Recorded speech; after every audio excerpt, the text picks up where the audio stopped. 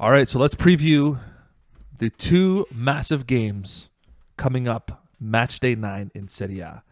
We first start with Roma Napoli, and then we'll move into Juve Inter. But let's start with Roma Napoli. Roma Napoli playing on Sunday, 12 o'clock Eastern Standard Time.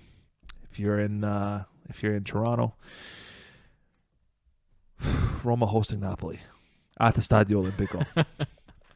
I could tell you're nervous a little bit. Deep breath. Luciano Spalletti coming back to the Stadio Olimpico. Obviously, fantastic manager in his time with Roma. And this is a tricky game. I mean, very tricky. Roma's going up against the team with the perfect record in Serie A still. Yeah, and it's Spalletti versus Mourinho. And Napoli, easily the best team on the road. Perfect. Roma, one of the best home teams. We all know how Roma are. Roma at home is fantastic. It's the road that's a problem. So Roma, again, coming off a big loss to Juventus. They should be Bodo Glimt on the weekend or in the midweek again in the Europa Conference League, gain some confidence back. Squad will be rotated, and then they'll be ready with their starting 11 against Napoli. This is a big test for Napoli. I've been waiting to see. We talked about they beat Juve. I wasn't too convinced. It was Juve maybe who weren't in the greatest of form at the time. That's right. But they still beat them. They still beat them. But this is a good litmus test for Napoli here. So Napoli paying a visit to the Stadio Olimpico. How do we see this game?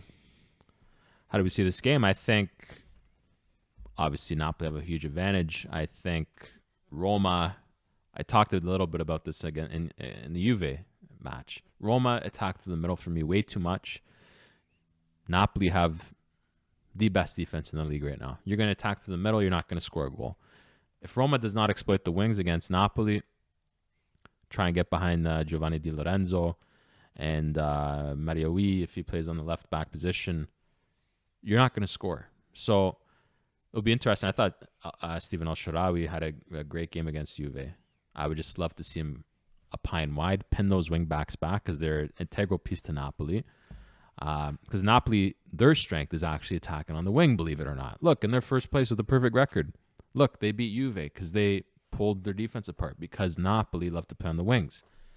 Can Roma handle the speed and the overlaps and the overloads of Napoli's wing play? I don't think so. I don't think Mkhitaryan. I don't think whoever plays on Roma's right, it's not going to be Zaniolo. So who would it be for Roma? It would probably be Perez, Shomurodov. Yeah, Shomurodov, Perez. So the defensive presence won't be there between those guys, even if El-Shaarawy maybe even, right? So none of those guys are true defenders. And I think Napoli, if Roma don't do a job of trying to keep their wing backs back and they allow Napoli's wing backs to get up the field and cause those overloads, I think you're going to see Vigna, if he's starting, whoever it is, Karsdorp, it doesn't matter. You're going to see a lot of trouble in Roma's defense. And I think they can be picked apart. They will make mistakes because the pressure will be on them, and Napoli will get a goal that way. But if Roma, like I said, they can pin back Napoli's defense, integrate the wings a little bit more, beat Napoli on the wings, they could take this win and score on a set piece. I think that's where Roma's biggest advantage is on a corner set piece. Napoli can be beat in the air. They're not the biggest team. And Roma do have some big boys in their squad. What do you think, Christian? Well, I think you hit the nail right on the head there. I think the wing play, Napoli's wing play is going to destroy Roma. Karsdorp and Vigna won't be able to handle it. We all know it's going to be Karsdorp and Vigna anyways because Jose Mourinho is so bloody predictable. Sticks with his starting 11 and that's it. Is Zaniolo going to be healthy enough? I don't know. If not, then it's probably going to be Carlos Perez. It might be El-Shaarawy. Who knows who Mourinho will stick on the right side, or Shomurodov. The big thing for me is you're going to have Tammy Abraham up top, and Tammy Abraham doesn't score against teams like this. He scores against farmer clubs.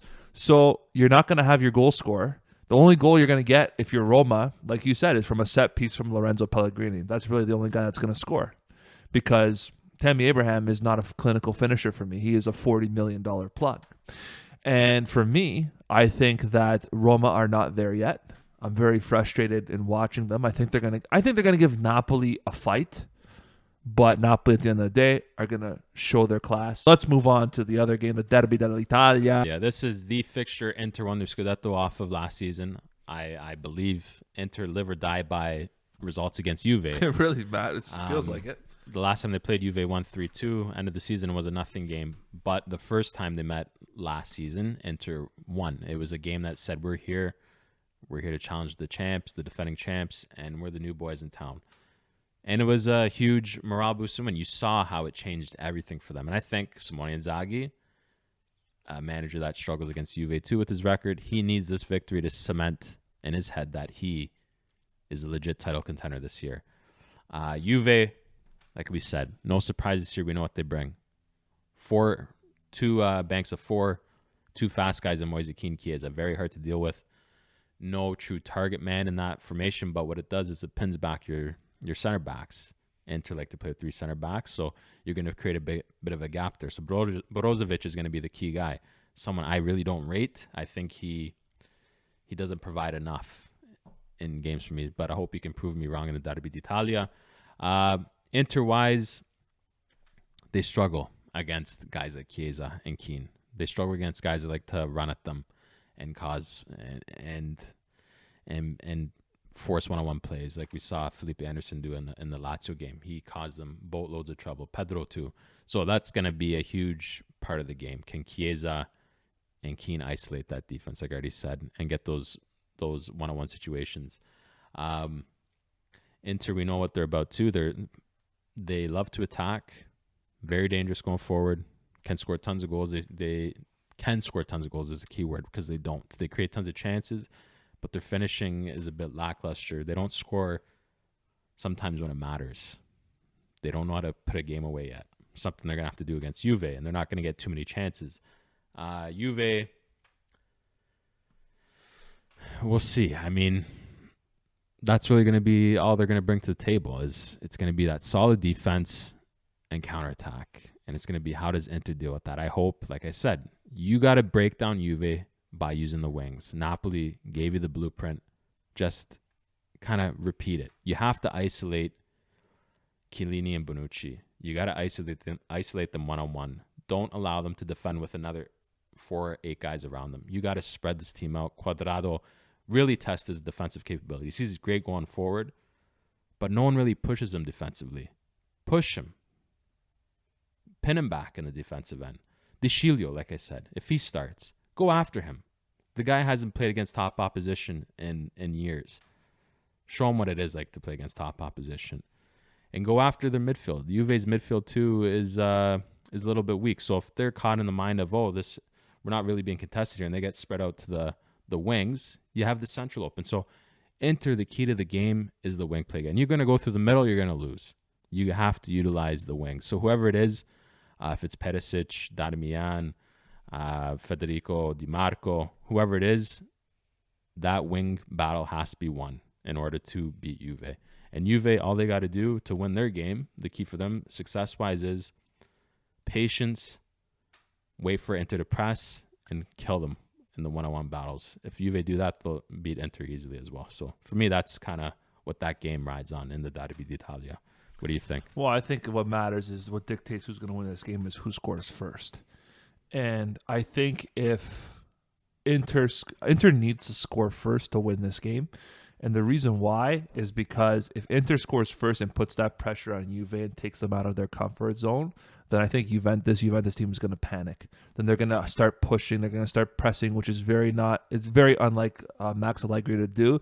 And they're going to leave those gaps. And they're going to leave Chiellini and Bonucci exposed. And that's when Inter can counterattack and run away with this game. I think if Inter scores first, they're going to win this game 2-3-0, hands down. But if Juve scores first, Juve will go into their shell. And we know how Inter are with capitalizing on their chances so far this season.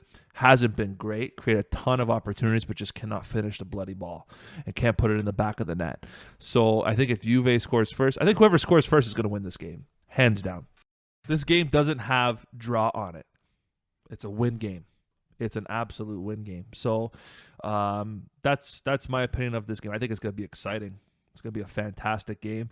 And I really think if to give Inter that confidence and go out and score first in front of your home crowd You got to go in first on Wednesday, get some momentum, beat the hell out of Sharif, and then take care of Juventus. That's my opinion of it.